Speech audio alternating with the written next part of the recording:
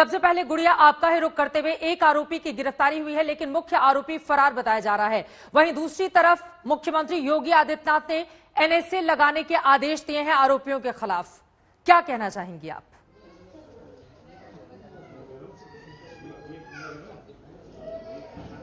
Ma'am, अभी तक तो कुछ नहीं हुआ। मेरे पापा की चिता भी जल गई।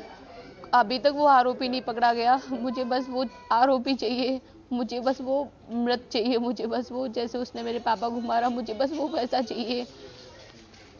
गुड़िया, अभी क्या तक तो हुआ था पकड़ा आपके नहीं गया। साथ? वो पता नहीं क्या हो रहा है, मुझे नहीं पता। अभी तक नहीं पकड़ा गया वो। आपके पिता आलू की खेत में काम मैं कर रहे और थे, मेरी उसी सिस्टर दौरान। कल जी बताइए विस्तार से। हाँ, और मैं और मेरी सिस्टर चामड़ मैया को नहलाने के लिए गए थे।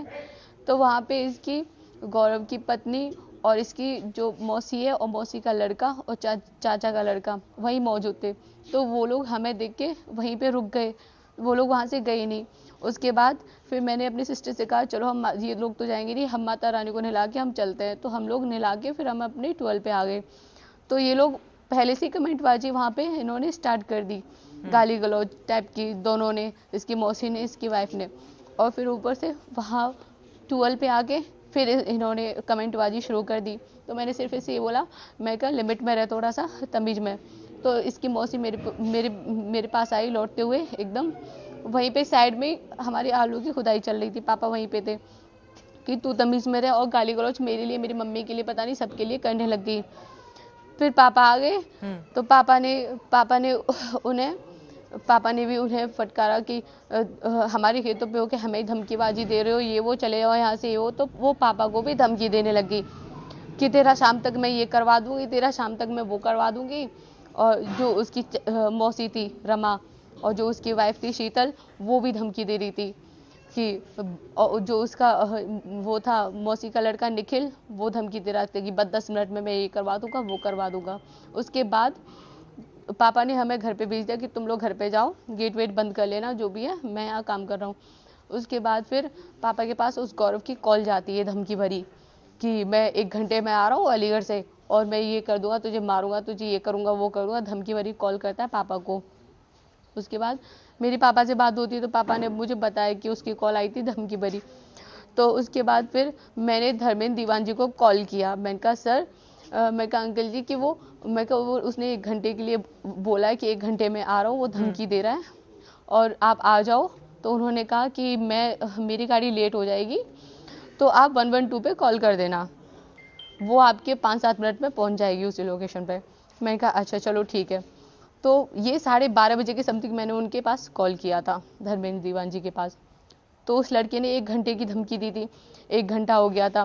फिर 3:30 बजे के समथिंग मैं और मम्मी 3-3:30 बजे के समथिंग पापा को खाने देने के लिए गए थे।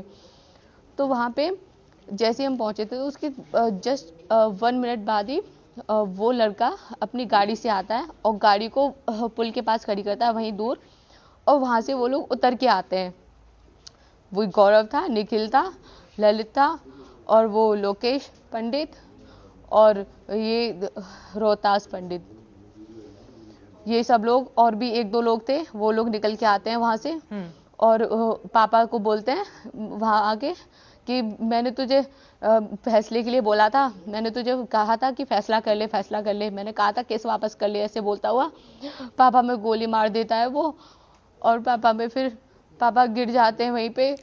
पापा में 2 आप गोली लोग वहीं मारता है पर खड़ी थी और फिर उसके बाद पापा को ऐसे हिला जब के गोली देता है। मारी गई? आपने अपनी आंखों से देखा? हाँ, हम लोग वहीं पे थे। हाँ, पापा खेत में थे, हम लोग 12 पे थे, थोड़ा सा दूर थे। मैंने अपनी आंखों से देखा था मैम। और वो उसने मम्मी को भी गोली मारी थी। तो मम्मी गिर गई थी तो मम्मी की साइड से होके निकल गई थी गोली, मम्मी को लग नहीं पाई। फिर वो सबके हाथों में हथियार थे और किसी के हाथ में तो 2-2 राइफल दी। उन्होंने सबने फिर पापा को मारी गोली।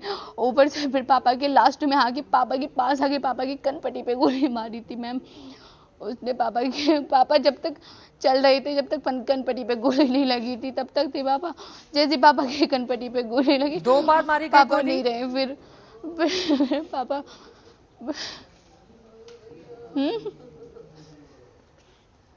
2 बार हेलो, मारी गई थी गोली, आप बता रही हैं? हेलो, आपने कई सारे फायर हुए थे।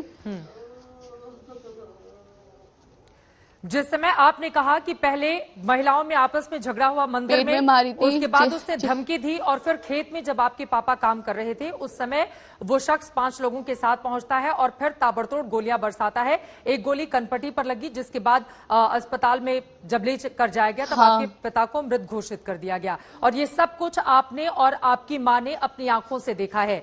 ये जो गौरव नाम का शख्स है या जिन 5 लोगों का आपने नाम ले रही हैं गौरव के साथ, क्या ये किसी पार्टी से जुड़े हुए लोग हैं, जैसा कि आपने आज दिन में मीडिया से बात करते हुए बताया भी था? ये समाजवादी पार्टी से जुड़ा हुआ है। इसकी फेसबुक आईडी पे भी मैंने देखा था, उसी से जुड़ा हुआ है। और इसके पोस्टर भी लगे हुए हैं अलीगढ़ में समाजवादी पार्टी के नेताओं के साथ। और इसकी इतनी औकात नहीं है मैम जो मेरे पापा को दिन दहाड़े गोली मार दे। इसके ऊपर नेताओं का हाथ है, तभी इसकी इतनी औकात, इसकी हिम्मत हुई है। ये बोलता है कि मेरा कोई कुछ नहीं बिगाड़ सकता। इसने शुरू से धमकी दी है हमें नेताओं की, मेरे साथ ये नेता है, मेरे साथ वो नेता है, मेरे साथ इतने बड़े बड़े नेता हैं, ये कर देंगे, मुझे तुरंत छुड़ा लेंगे, ये कर देंगे। इसे किसी चीज का डर नहीं है।